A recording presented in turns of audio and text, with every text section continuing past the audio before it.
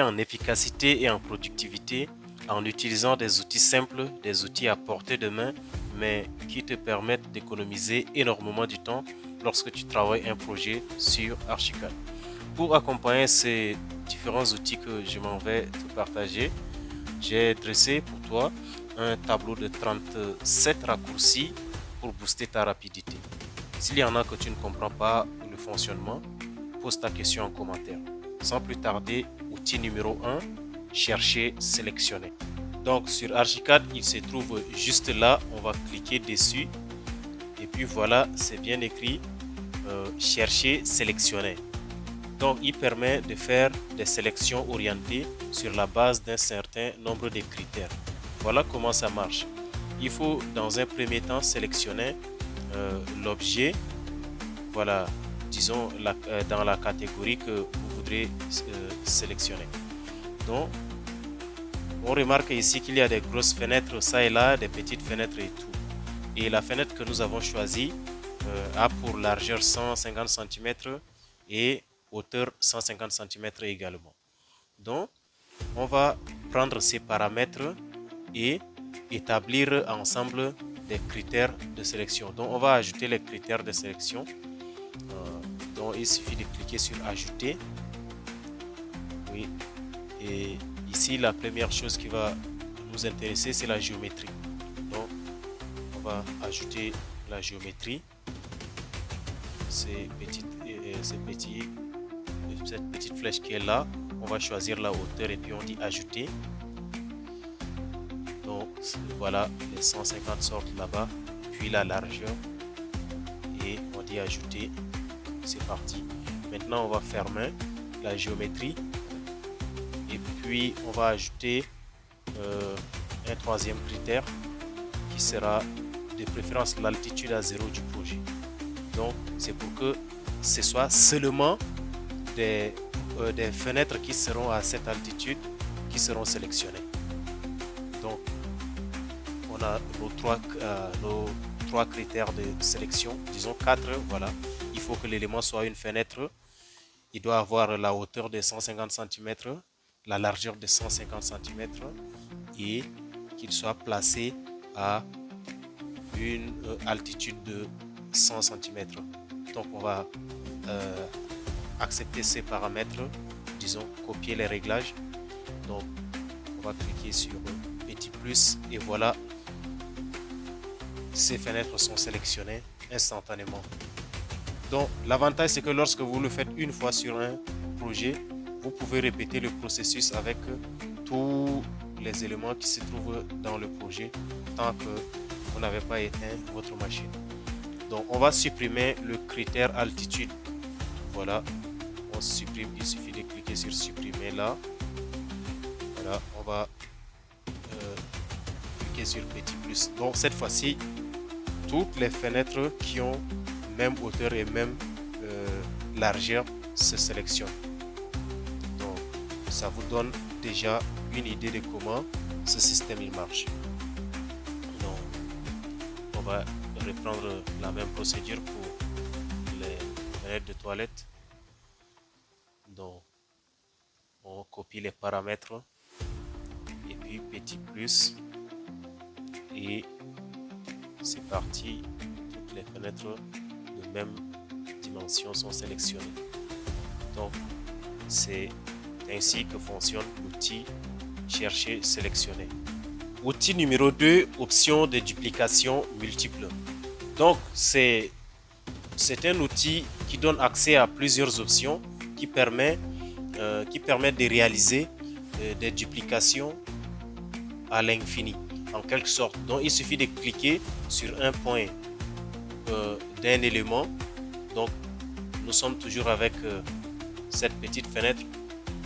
On va cliquer sur un point, voilà, un point noir là, et puis voici l'outil duquel je parle. Donc c'est écrit outil de duplication, mais lorsque tu cliques dessus, voilà, on apparaît devant cette grande diversité d'options.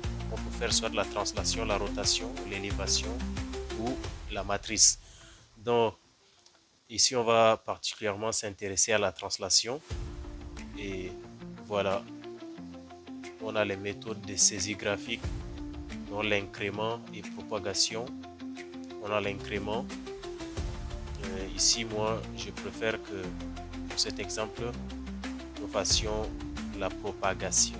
Donc, lorsque vous sélectionnez une option de saisie, ça donne accès à tout un ensemble de paramètres.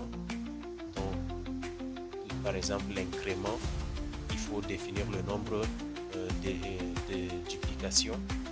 Et si c'est la propagation, il va falloir définir la distance. Voilà.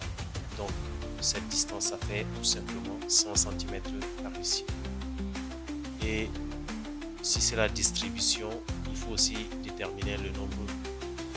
Et ça fonctionne très bien. Donc, on va faire OK. Et puis,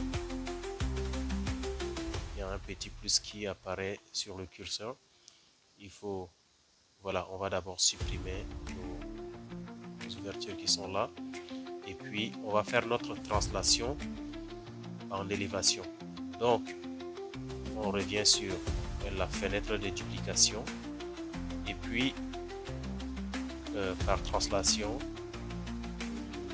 on va choisir la propagation, disons l'élévation. Voilà, au lieu de translation, on prend l'élévation. Et puis, petit clic à l'angle. Oh là là, la distance est trop petite. On va aller d'un étage à autre. Donc, nos étages sont de 300 cm. Donc, voilà, on se rassure qu'il s'agisse bien de l'élévation. Et puis, voilà, on met 300 cm par ici. 300 cm. Et puis, on va valider. Et il suffit de revenir cliquer sur un point haut. Et puis, la duplication est parfaite. Donc, voilà comment ça fonctionne cette multiplication à ce niveau. Donc, vous pouvez l'utiliser pour tous les éléments que vous avez, que ce soit les poteaux, les murs, les dalles, en tout cas, bref, tout ce que vous avez à multiplier à l'infini. Employer cette méthode, ça marche vraiment très bien. Donc, on va répéter cette méthode sur les poteaux de pergola qui sont là. Donc, je vérifie la distance, ça fait 60 cm. D'accord, 60 cm. Ok, donc on va supprimer les 5 qui sont là. Puis, on va dupliquer l'unique qui va rester. Il suffit de cliquer sur un point, puis duplication. Cette fois-ci, on va faire une translation simple, pas en élévation. Donc, on va modifier l'espacement. On met 60 cm. On valide ça. Et puis, on clique. Voilà, on prend un Shift pour être orienté droit. Clic. Et puis, c'est parti. Notre duplication est effective. Donc, c'est une option que moi j'utilise beaucoup lorsque je suis en modélisation. Donc, c'est une option qui peut marcher en 2D tout comme en 3D sans limite. Un autre outil que j'utilise beaucoup dans mes projets, c'est l'injection. Donc, pour réaliser l'injection, on utilise la seringue pour prendre les paramètres. Donc, voilà, prise de paramètres. Le raccourci, c'est Alt plus C. Donc, on va venir cliquer sur un élément, l'élément dont on veut copier les paramètres. Donc, supposons que on veuille reproduire cette grosse baie qui est là. Donc, on va venir prendre les paramètres grâce à un clic gauche. Puis, on va retourner à côté de la seringue, prendre l'aiguille et grâce à cette aiguille, on va vacciner la fenêtre qui est là et on reproduit notre fenêtre sur cette façade. Donc, ça marche très bien avec tous les objets que vous avez là, que ce soit les dalles, que ce soit, ça marche avec beaucoup d'autres outils. Voilà. Pour revenir à l'état initial, on va copier la fenêtre de même dimension par la même procédure. Donc, il suffit de prendre Alt à gauche, plus tu prends Alt à droite, tu fais vaccination et c'est parti. La fenêtre revient à sa position initiale. Donc, utilise-le tant qu'il t'avantage.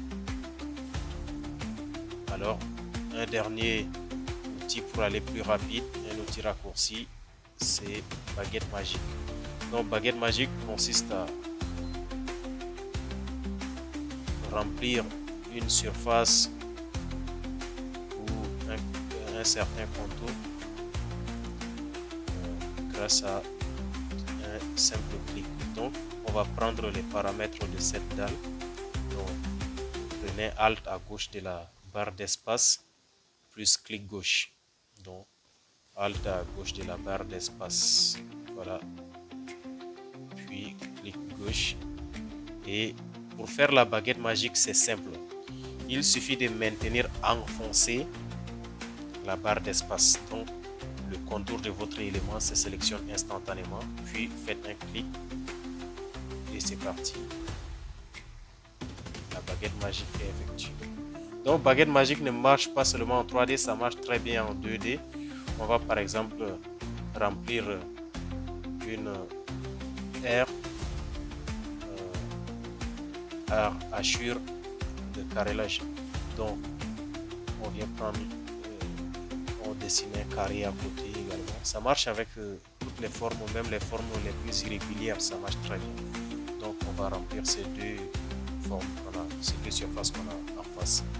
Donc, on va aller prendre hachure et on va sélectionner un type qui nous intéresse bien, hachure d'esquisse de préférence. Donc, je vais venir chercher le carrelage. Disons les grilles de 60-60, ça me va bien.